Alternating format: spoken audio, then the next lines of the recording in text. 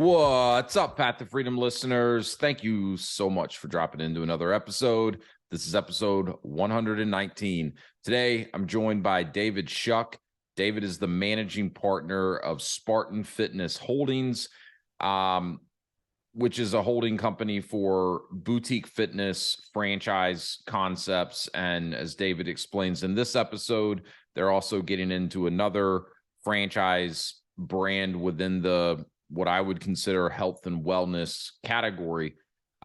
This is an episode I've really been looking forward to. I've, had the pleasure of hearing David speak on some other podcasts and was able to get introduced to him, and really excited to have him share his story here on the podcast, because I think, for so many people, when they think of franchise ownership, they think of a small, business that the owner is, highly involved in the day-to-day activities. They think of some sort of a, storefront business where the owner's, there behind the counter, working the cash register, checking clients in and out, whatever the case may be. And, certainly that can be the case, but, franchise ownership can also legitimately be a pathway to building an empire. And that's exactly what, David is in the process of doing. So, currently David shares with us that he is the largest franchise owner for Club Pilates, which is a, very reputable brand within the boutique fitness category. He has 60 locations open and operating as of the time we recorded this podcast, with the plan to have 75 locations open and operating by the end of 2023. And, he also shares a little bit of how he initially got into franchising with Liberty Tax, which is a franchise business that he still owns today, yet, has little to no involvement in, the actual operations of that business. And he's managed to scale his Club Pilates business very, very quickly. So he shares some of his learnings in doing that and some of the strategies that he's leverage to, scale as quickly as he has. So you guys know how I like to nerd out on this stuff. This was an absolutely fascinating conversation for me. David's a really down-to-earth guy, clearly, a very, very savvy business person. And it was just a lot of fun to talk with him, learn from him. And I know anyone who listens is going to take home more than just one or two nuggets from this one. So without further ado, let's drop in with David Schuck. Thanks, Wes. Great to be here. I'm excited to have this conversation. It's always good to talk shop. Yeah. And before the show, it's fun to learn. We have a lot of common connections back in North Carolina, so that's pretty cool. That's right. Yeah, we figured out we kind of grew up in similar parts of North Carolina, and I don't know if this will come up in the rest of the conversation, but we were talking, David played basketball at UNC Greensboro, so my family has some ties to that school. So pretty neat. But so Club Pilates, tell us, what are you doing currently with Club Pilates? Like, where are you at in terms of how many locations you have open, how many you're planning to open? Because I think that'll give some good context to start it off. Yeah. So been in Club Pilates for about 6 years. Currently have 60 open and operating units that we own. At the end of this year, we'll be at 75 is the target. So we should be at 75. Doing that through both new builds and acquiring. Right. But yeah, really having some fun time growing with that concept. It's a great business. It really works, and we have some fanatical customers and great teams at our studios that do a good job. Also, just made an entrance into Hand and Stone massage and facial, so developing with them as well. So that's a lot younger to us. Just been in a couple months, but we have a development agreement with them and working on some acquisitions as well. Very cool. Yeah, I saw that in your LinkedIn profile. I took a peek at it earlier today, and that wasn't something that came up in the conversation you and I had a few months ago. So I was gonna ask you about that. So 60 or 60 some locations open today. To give the audience some context, and I'm just gonna kind of guess, you may have a better, kind of average than I would guess, but looking at Club Pilates, which is a big brand, they've got a lot of owners, a lot of locations open. What would you say is like the average number of locations per owner? Like 3 to 4, maybe? Maybe it's a little higher than that. I'm not sure. Yeah, great question. If I had to say, I would think it's somewhere, if you took sort of number of open units by number of franchisees, I think it's probably somewhere between 2 or 3. Don't hold me to it, but Yeah. it's not a massive amount. I would say it's a concept suited for multi-unit ownership. So a Yeah. lot of the franchisees in the system do have multiple units. The most common is your three Yep. unit owners. But there's quite a few that just have one and are, happy and content with Sure. that structure. So definitely want to, talk to you and learn from you about, what you've done to be able to scale to, 60 locations, shooting for 75 by the end of the year. I'm really interested to hear, kind of what attracted you to get into another brand as well. But, take us back a little bit, before even Club Pilates. How'd you get into franchising in the first place?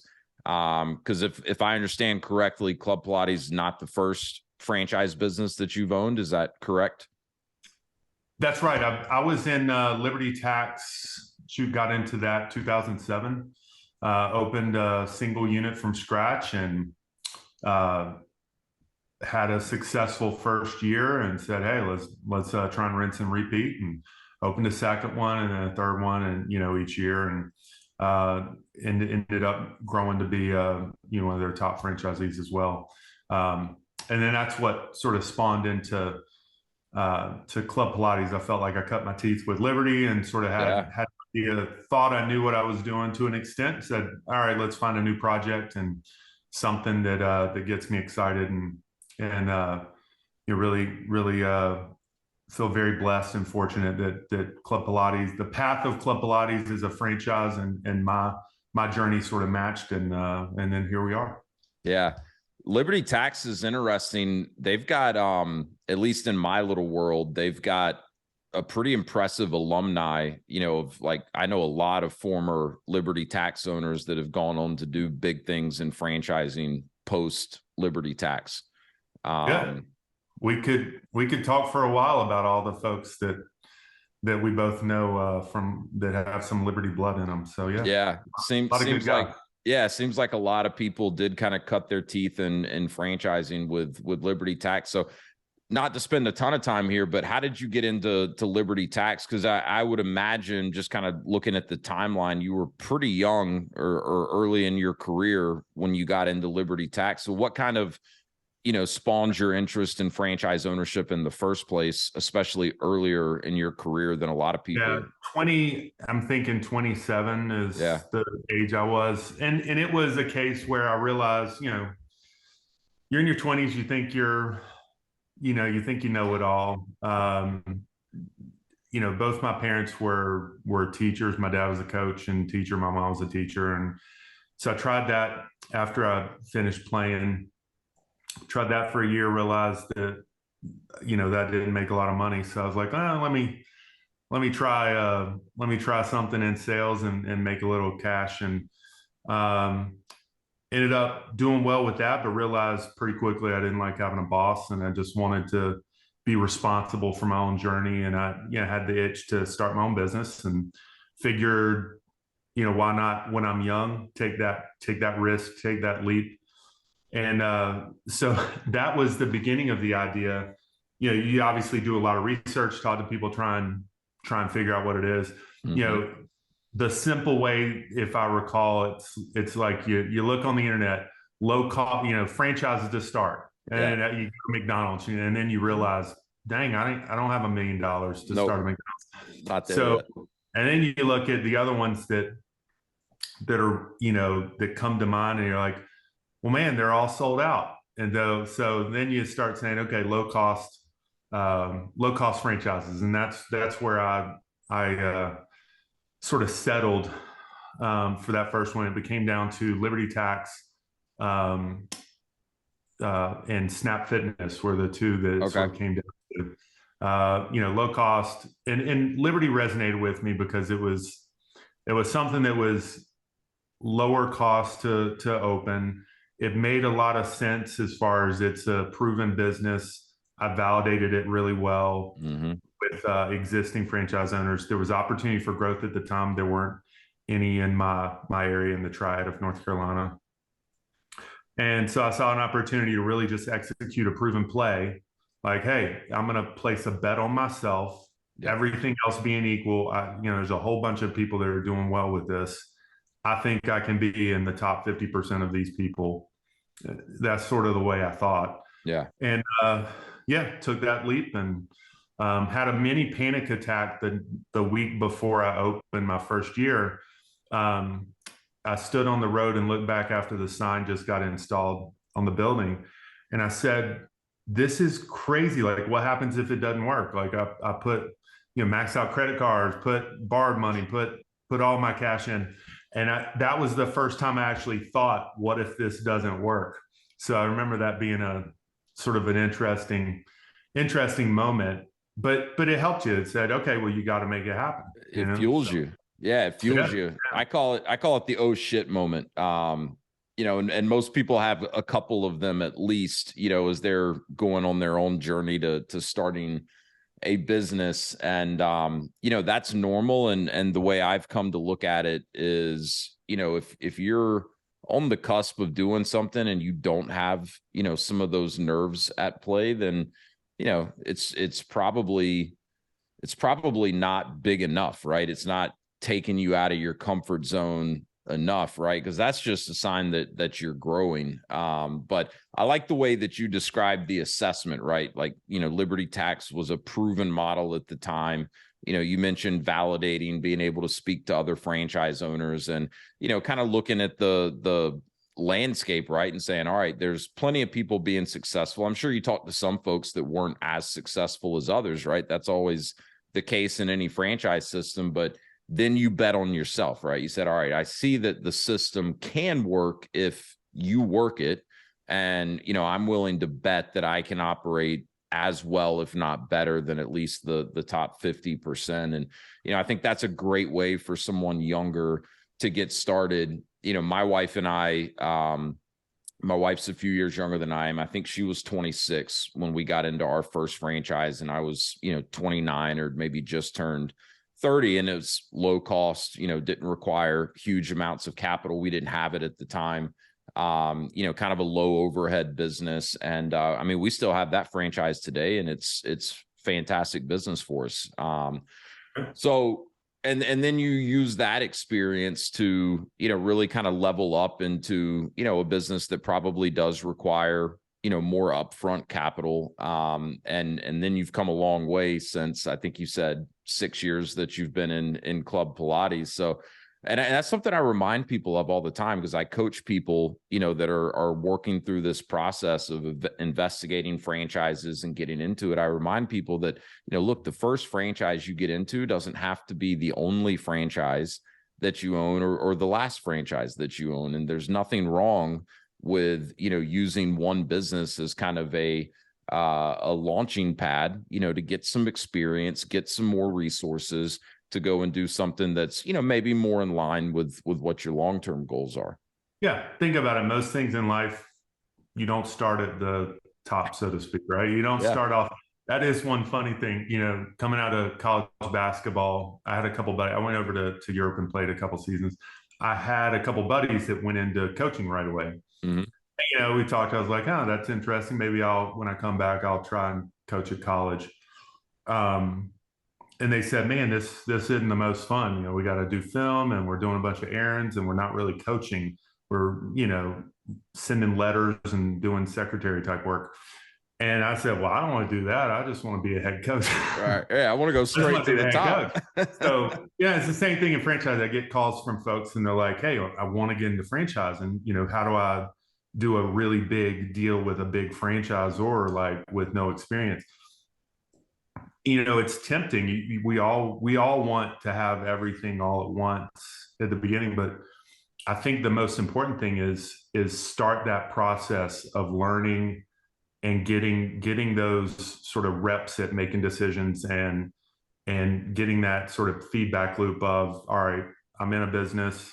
Here's my management style. Here's how I'm overcoming adversity. Here's how I'm making decisions. Here's how I'm, being successful. And then, ultimately you got to make money and then turn that money into more money, right? Yeah. Through whatever channel you want. Yeah, especially if you're asking, a franchisor to put trust in you to, open a lot of locations or units for them. Because I think one thing, some people don't realize is that the really good franchisors out there, they're not desperate, right? They're not like hoping and praying that you're willing to grace them with your presence as a franchisee and write them a check for the franchise fees.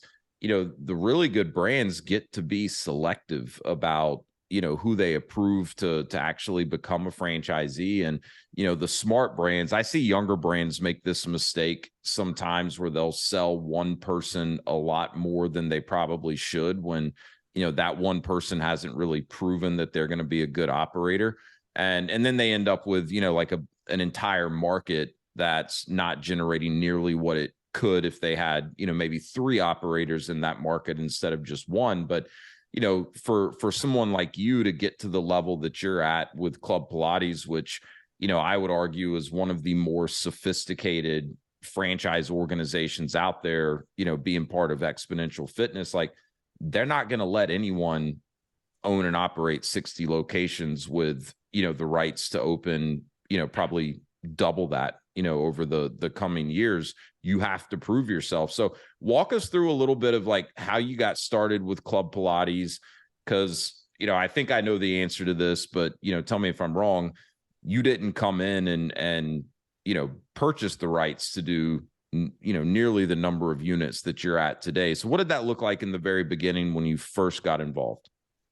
Yeah, it was, it's looking at a bunch of concepts, trying to find, all right, what's my next project? What do I want to do? What are the opportunities out there? And, there's always a little bit of chance or luck, what you want to call it, but had a really good friend from the Liberty system, that was in California, and he was in the same boat, sort of looking for a concept. And he called me up and said, hey, there's something just starting to franchise out here in California. It makes a lot of sense for me. I really think I'm gonna, take the leap into it. I think you should check it out also.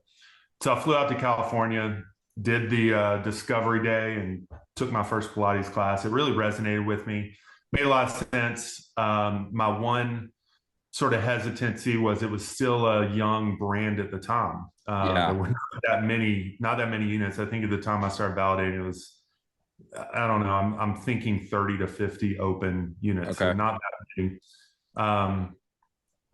And so I was like, all right, here's the biggest thing. It makes sense to me, but can it work outside of LA Yeah. Yeah. and Southern California? And so I started calling every franchisee that outside of LA, even if they just opened a month ago. Smart. And it resonated me when I talked to the franchise owner in Carmel, Indiana, and East Memphis. Yeah. And I was like, okay, if they can do all right here and they have good things to say, their numbers are proven out over the time they've been in the system. This will work in Raleigh, North Carolina, which is still growing. But if you rewind six years ago, it was a booming market as well. Oh yeah. So got in, developed the Raleigh Durham market in a partnership. And the idea behind that is I had Liberty, but I wanted to sort of minimize some risk since it was a new concept. And, it's a really good decision at the time to do that. Had really good success with our first studio. The first year, signed a lease, opened a second one within that first year. And, as we grew, the whole system continued to grow. And it's sort of, there's an element where you like to think that you're pretty awesome, but you also got to recognize, like, we caught a little bit of a wave and a nice trend in boutique fitness. Sure. And you can't take away the fact it's just a really solid business. The unit economics are real solid. The product that our teachers provide and our managers and sales staffs provide is really top notch. So, Yep. had success with that. Started saying, okay, we have the path to six in the Raleigh market, 6 units. Now I see an opportunity to continue growing. Let's do something pretty cool. So decided to go on my own and try and acquire and develop outside of the Raleigh market. And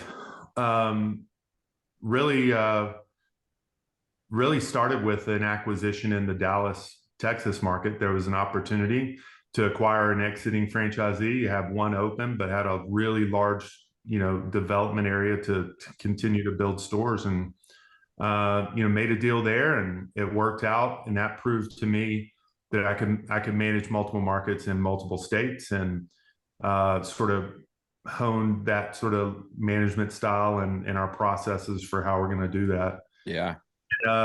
Really just said, okay, this is pretty cool. And so you take that and then come up with the idea that now I'm executing on is, finishing executing on. We'll get into the other phase, but really it's like, okay, let's identify markets that are direct flights for me, where I can create a path for 5 or more units in a market, and through acquisition or new builds, and go after it and make it happen, right? So we've executed on that. So now we're at 60. The next phase is really just to become a multi-brand, multi-unit, franchise platform in health, beauty, wellness, fitness. So that's where we're at. There's so much I want to unpack there. So when you first got into Club Pilates, then it sounds like you still had your Liberty Tax business. Do you still have that today, or have you exited Liberty? I still do, very passively. So I'm not involved in any day-to-day. I would even say any quarter to quarter. So it's just a sort of a passive stream for me. There's really good tax treatment that I have with that S corp. So we cash flow. I have a great team of folks that run those stores for me. That's amazing. We could do a whole nother podcast just on how you've gotten that business to that point where, you can be as far removed from it as it sounds like you are. But so you got started in Raleigh, saw success, saw some trends with, just how Club Pilates was growing, boutique fitness as a whole, was really coming onto the scene in a big way around this time. And you went into the Dallas market. What is it? Because I get into a lot of these conversations with folks that are evaluating different franchises, right? There's so many different models out there. Like the types of brands we own right now are, service businesses, home improvement, home services. And we've really learned through our personal experience, like, these are not the types of businesses where it makes sense to get spread out too far from, kind of your home base, right? So like for us, we're stacking brands and focusing on a local market where we can kind of dominate, right? Love it. Something like Club Pilates, though, it lends itself a little more to, you mentioned this earlier, multi-unit ownership, but it is the type of business where if you're able to, operate and execute at a high level, I mean, you've got these things all over the place now. So what is, in your experience, what is it about that type of business model that maybe makes it more suitable than other businesses for that type of expansion? This is a complex question. I mean, it does lend itself to that. I wouldn't say there's always challenges to geography. And it's not for everyone, right? It's not that anyone could pick up and do that, right? It's not maybe the first thing I would do in franchising is operate in multiple geographies. But so the way I've set sort of my structure up and the company up is, and I believe in this just conceptually, is decentralized decision making. So if it were all about me and my decisions and top down, in Club Pilates, it might be tough to be in multiple geographies. we really believe in, like, let's make as many decisions as possible, as close to the customer as possible. Mm. And with the simple sort of business operations of a Club Pilates and franchising in the retail industry, more specifically, it sort of fits with that and Yeah. allows you to really lean on your unit level managers and your regional staff. So really, that's the way. If I could set a picture, we really empower our unit level managers, regional staff to run that region. And then we build that sort of, we call it a support team. Most people would identify as a corporate team, but we call it a support team. And that's your back office, your finance, your people function, your ops support, all that. That is the engine that supports and provides resources for those decision makers at the unit level. Okay. And that seems to work with Club Pilates, and have no reason why it would not work with other similar brands like what we're getting into. Well, I think a lot of it too, and to reiterate, right? Like, not the majority of Club Pilates owners are not scaling the way that you are, right? So just because the business model may, be somewhat conducive to that type of approach, so much of it still comes down to, the franchise owner and their ability to, build out the type of organization that's needed to operate in this way. But I would imagine too, like the brand itself plays a big role in whether this is possible or not, right? Good branding, good marketing and advertising to drive, business to the locations. From everything I hear with Club Pilates and Exponential Fitness, the back end support's pretty tight. So for you as an owner, you can stay on top of everything happening across all of your locations in these different parts of the country because there's a good platform that's been built to help you do that. I would agree. Yeah. I mean, as much as us franchisees like to think it's all about us, I mean, we're a piece of it. So like I've said, it's a really solid business model, solid unit economics, solid product that we put out. I mean, in all things in business, right? And I'm not, this isn't sort of my phrase, but you got the people, product, and processes, and that's what really forms a good, solid business. And all those ingredients exist in Club Pilates. They exist in a lot of different concepts, but yeah, they do, but they also are not done well in a lot of concepts too. So I brought that up, certainly not to take any credit away from what you and your team have done, but I've just seen a lot of franchise brands where that support's not tight enough, and that's going to be much more difficult. There's a lot of franchise concepts out there, and there's some really good ones, and there's some really bad ones. Like anything in life. Yep, absolutely.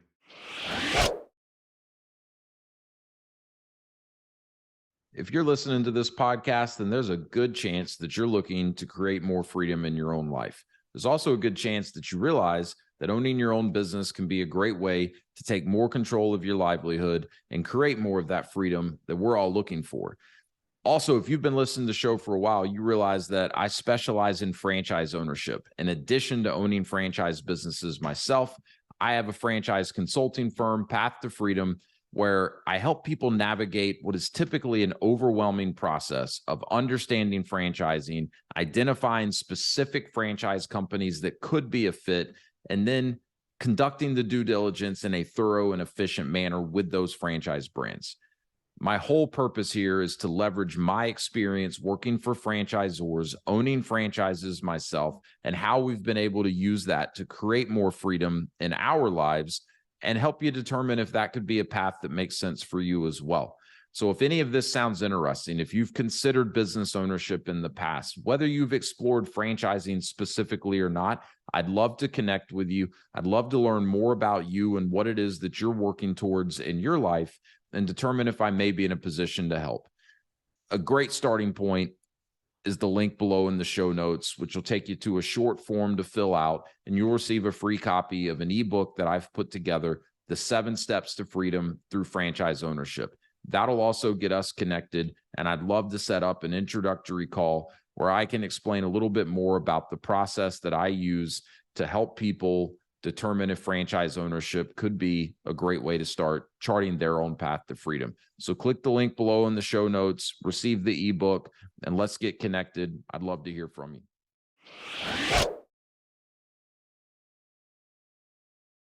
Do you mind talking a little bit about, kind of the way in which you've been able to scale so rapidly? Because I've heard you on a panel with Eric Van Horn, one of your Liberty alumni.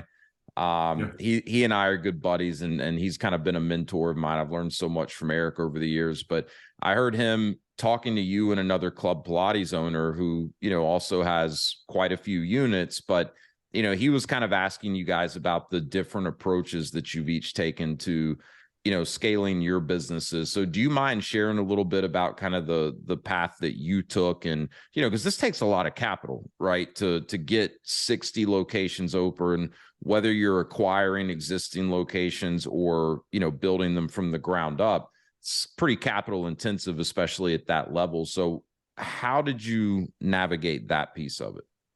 Yeah. Well, I mean, to grow any business, you really need people and money, if you think about it. Yeah. So, we've been fortunate with both.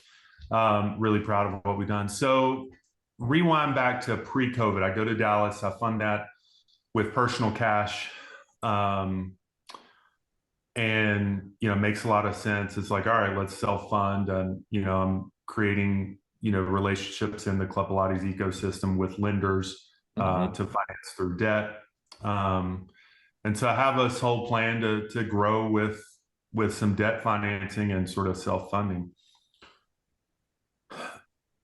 That stopped really quick with COVID. And so once COVID hits, then it's like, oh no, all right, where are we going to get the funds? There's a sort of a hesitancy for banks at the time to get into fitness and really anything retail. Yep. And it was tough on the acquisition side because, businesses were closed down. So, I mean, that's not going to be good on the P&L that you're trying to fund off of with the bank. Yep. So had spent, a few years trying just personal development, going to financing conferences and meeting with family offices, private equity, larger, lenders on the debt side, and just really learning what are the pros and cons, what's the way to get in, just learn about that whole nother world that exists out there in finance. Yeah.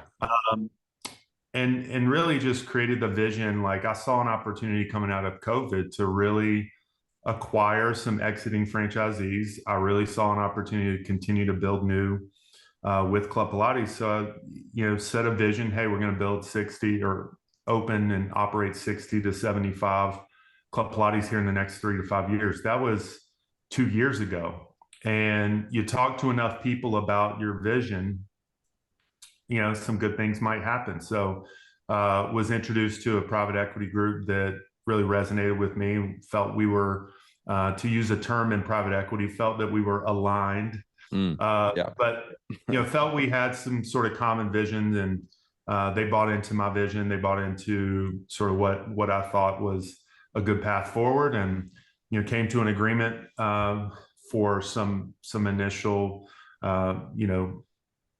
equity injection or capital injection, and really took off, and it matched really well. It's a great example of when bringing in some outside cash at the right time for the right business that's ready for it can have a really good sort of,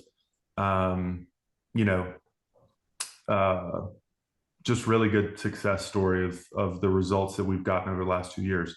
So obviously we're not finished yet, but really pleased with that decision to bring on some outside cash.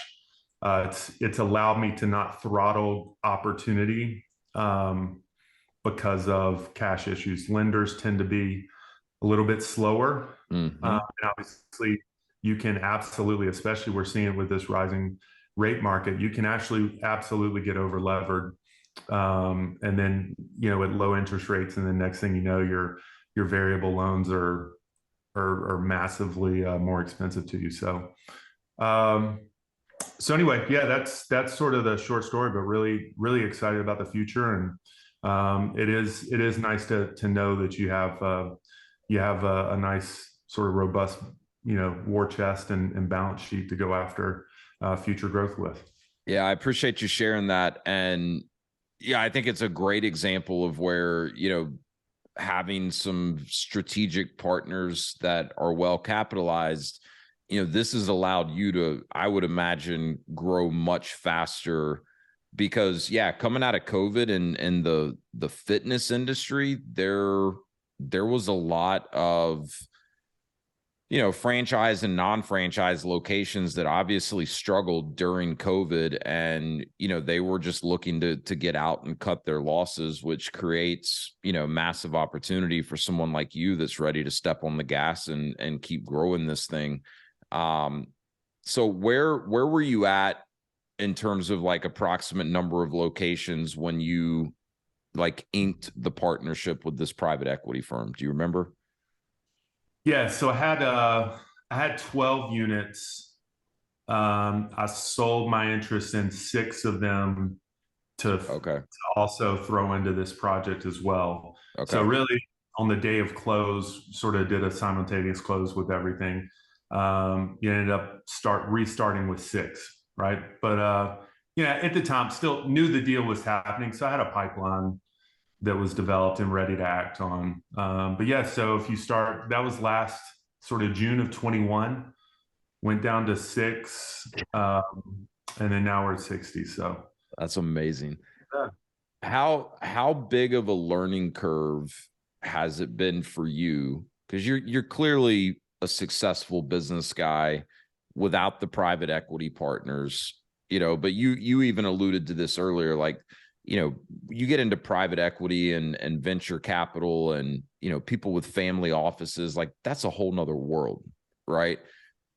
How big of a learning curve has it been for you, now operating 60 compared to, 6 to 12 locations, and also just interacting on a regular basis with these, very sophisticated business partners who it sounds like are very supportive, but at the same time, like they've got expectations, I'm sure, right? So, now you've got deliverables, I would imagine. So what has that been a challenging learning curve? Do you feel like it's come pretty naturally to you? Like, what does that evolution look like?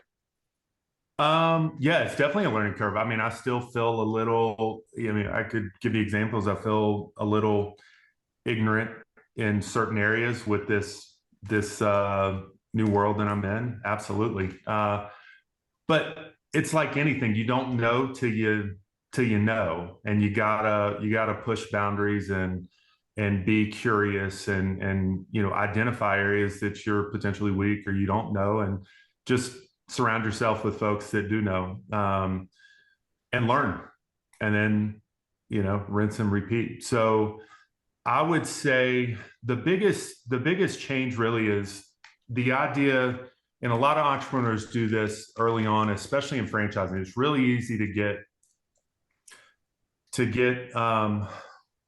caught in, and it's not a bad thing. I mean, it worked for me and it works for a ton of folks, to where you run your business for income, Yep.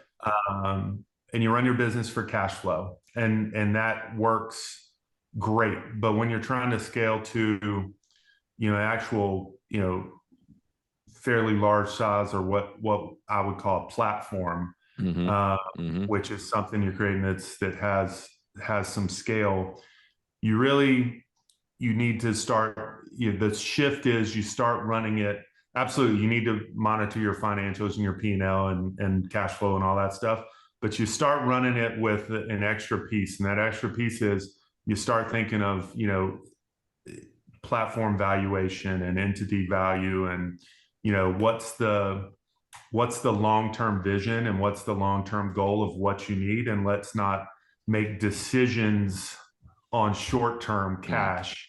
Let's not make decisions on spending some money on building the team, to sort of build that team now that can support your future company.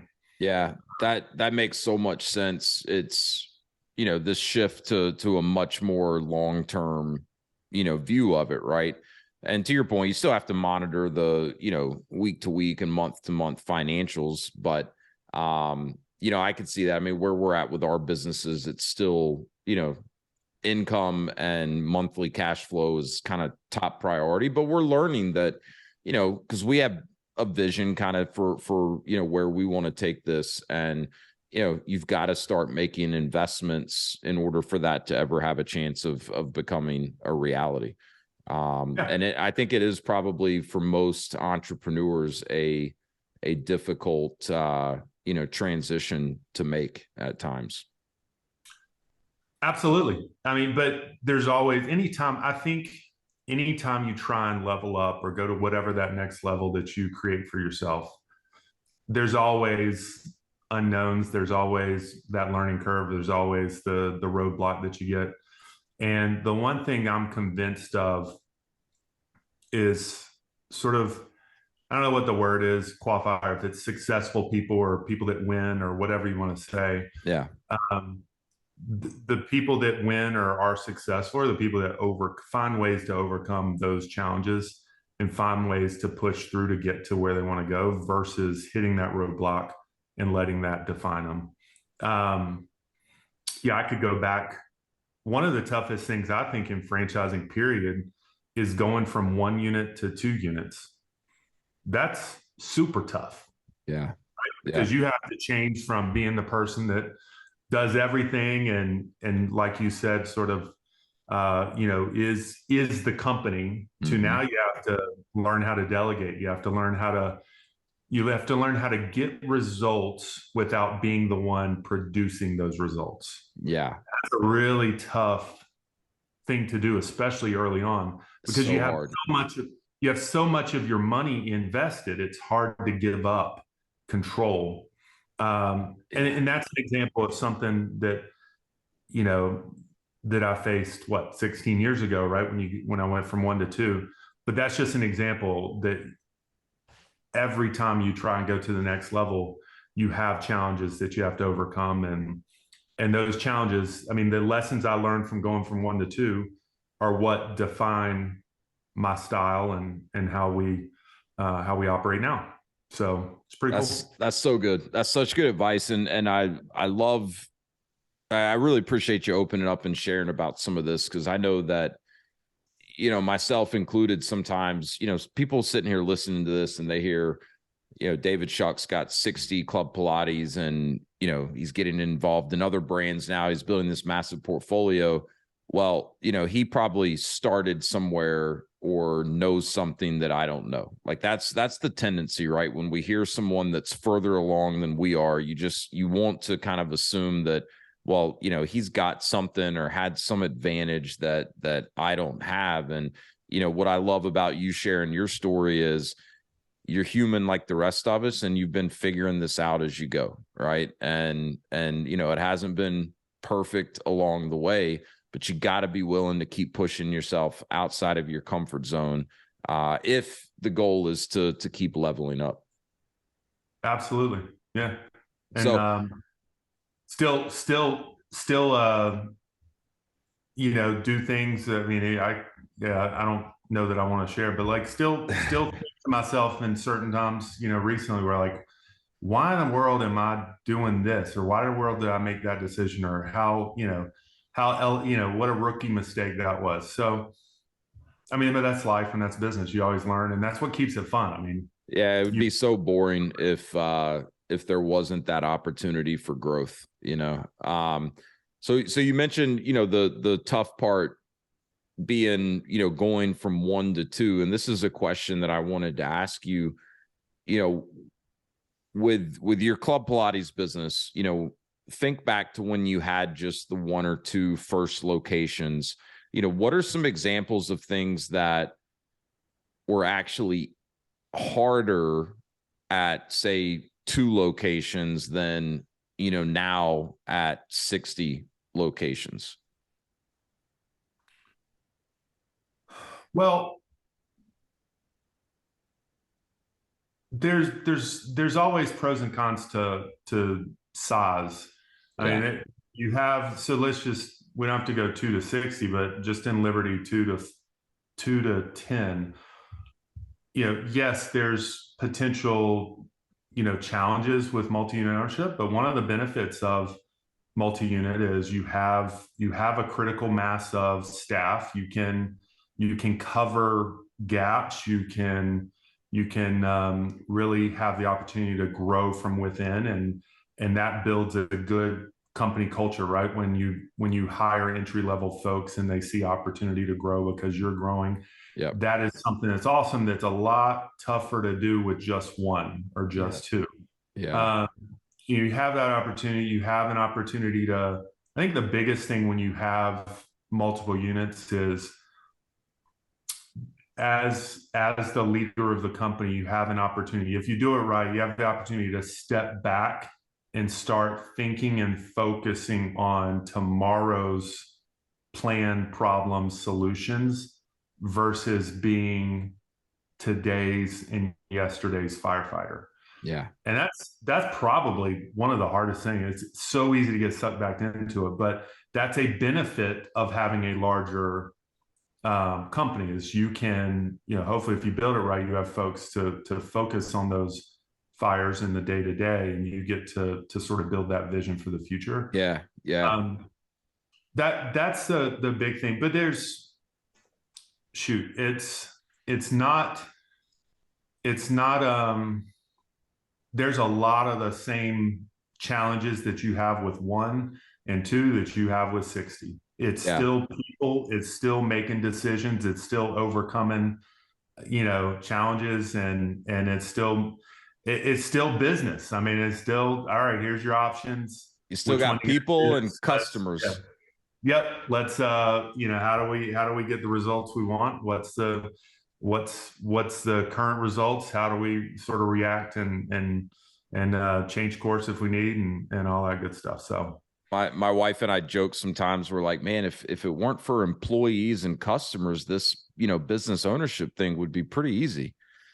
Yeah, good point. That's the hardest part. So want to just get your thoughts, and then we'll wrap this up. I know you're busy, and there's a lot of good basketball on right now too. So I know we both want to catch some of that. Talk to me a little bit about, when did you start thinking about looking at other brands that interested you? Well, so once I got into Club Pilates and started, really identifying, hey, there's really good opportunity to grow and expand with this and scale this. I sort of have what I call my midlife business crisis, where I was like, all right, what's the point of all this? What's the purpose? What's the vision? All that stuff. So actually, I would suggest this to anybody. Make sure you have a written down plan of where you want to go. What's the reason for it? What are your short-term, long-term goals? What's the 5-year plan, 3-year plan, 1-year plan, right? And so I actually spent a week in Houston with a business coach and mentor, and crafted all this. This was back in 2018, 2019. And okay, that's when I built the vision of, hey, there's an opportunity to create a multi-brand, multi-unit franchise platform. It's done all the time in food. So you'll notice there's a lot of Wendy's franchisees that also own Pizza Huts, that also own whatever other Taco Bells, right? Yep. 3 or 4 or 5 different concepts. It's done in hospitality. There's a lot of hotel chains that have multiple brand, multi-unit, multi-brand operators.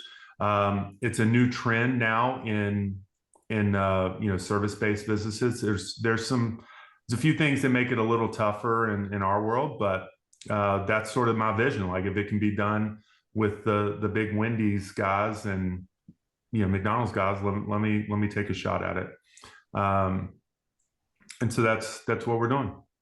So you mentioned earlier, I think kind of some of your criteria was, businesses that are in the health, fitness, wellness kind of category. So Hand and Stone is the brand that you're just getting started with. So are you really focused on, brands that will complement each other in some form or fashion where you could cater to the same client base? Are you looking to go into markets where you already have a presence with Club Pilates? Is that kind of the strategy at this point? Yeah. So operate in the markets we currently have, existing footprint in.